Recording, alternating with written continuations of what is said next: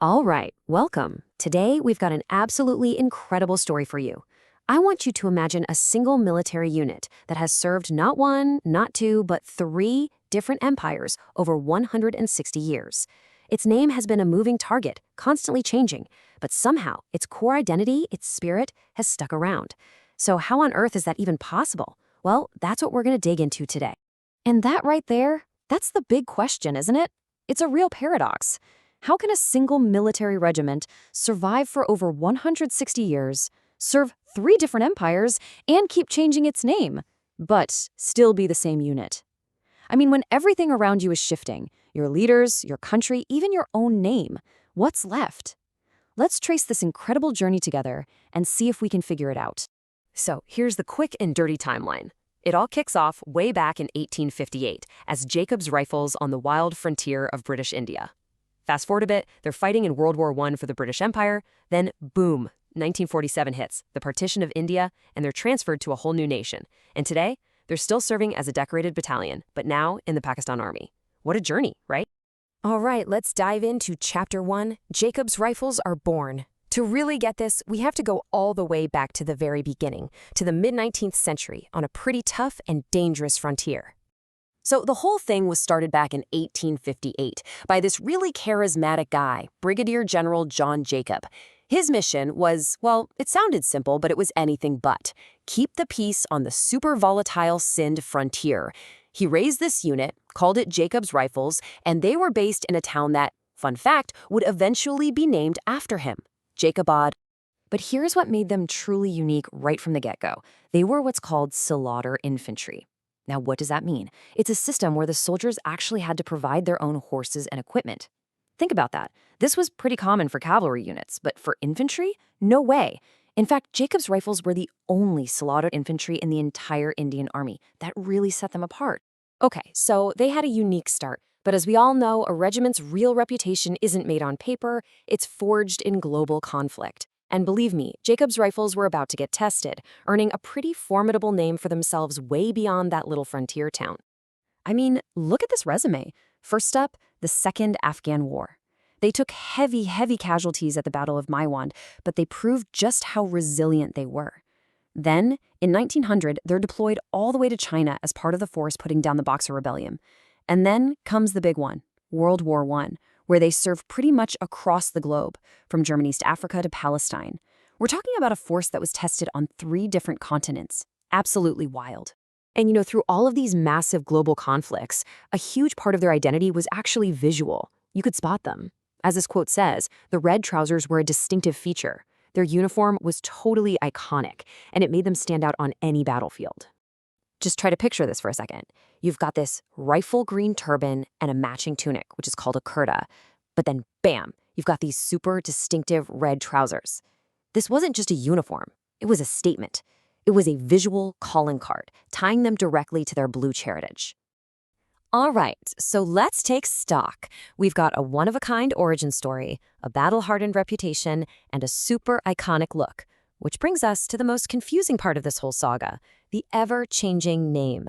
How does a regiment with such a strong identity go through so many title changes? Let's get into it. Believe it or not, the changes started almost right away. By 1861, they were officially known as the 130th Regiment Bombay Native Infantry, but everyone still kind of called them Jacob's Rifles. Then, jump forward to 1881, and they get another name change. Now they're the 30th Regiment Jacob's Bombay Native Infantry, but also known as the 3rd Baluch Regiment. This was the Army formally linking them to that Baluch identity we just talked about with the red pants. All right, fast forward a bit to 1903. There's a massive shakeup happening in the British Indian Army. It's called the Kitchener Reforms, and the whole point was to streamline and modernize everything. And you guessed it, these reforms are about to slap another new name on our regiment. So what did these reforms actually do to their name? Well, it was basically just simple math. The rule was, if you were a former Bombay Army unit, you just added 100 to your number. So the 30th Baluch Infantry became the 130th Jacob's Baluchis, just like that. They got to keep Jacob's name in there, which was cool, but that new number showed their spot in this new unified army. And it wasn't all just boring administrative changes either. In 1910, the regiment got a huge honor. the future King of England, King George V, was appointed their colonel-in-chief. That's a massive deal. And with that came a royal title. So now, deep breath, they were the 130th King George's own Baluchis, a real badge of honor. Okay, this brings us to the biggest transformation yet. We're heading deeper into the 20th century, the British Empire is starting to fade, and the Indian subcontinent is heading for a massive, world-changing event. For this regiment, a new nation on the map means a totally new chapter in their story. So, the evolution just keeps on coming. In 1922, they get grouped with 5 other battalions to form the bigger 10th Baluch Regiment. Then comes World War II, and they serve with incredible distinction in the absolutely brutal Burma campaign.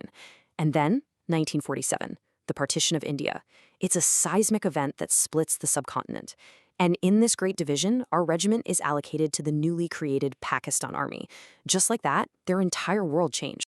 And speaking of their service, just look at this number for a second. 575. That's how many casualties, men killed or wounded, this single battalion suffered during the Second World War. It's just a powerful reminder of the real human sacrifice behind the name changes and the history books.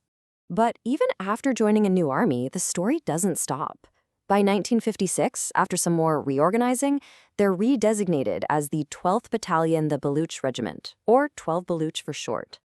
They even fought under this name in the 1965 Indo-Pakistani War. Then, in 1991, we get what seems to be the final little tweak, a spelling change, from B-A-L-U-C-H to B-A-L-O-C-H, and that name has stuck. And that, unbelievably, brings us right up to today. The direct descendant of Jacob's Rifles, the very same unit that started on that dusty frontier back in 1858, the one that fought across the world, it's still here. Its story continues as the 12th Battalion of the Baluch Regiment in the Pakistan Army, an unbroken thread through all that history. So that brings us all the way back to that big question we started with. If a regiment changes its name, its uniform, even its entire country, what is it that actually stays the same? What's the constant thread? Is it just the list of battles they fought? Or is it something deeper, an intangible spirit, a culture that gets passed down from one soldier to the next, generation after generation? It's really something to think about.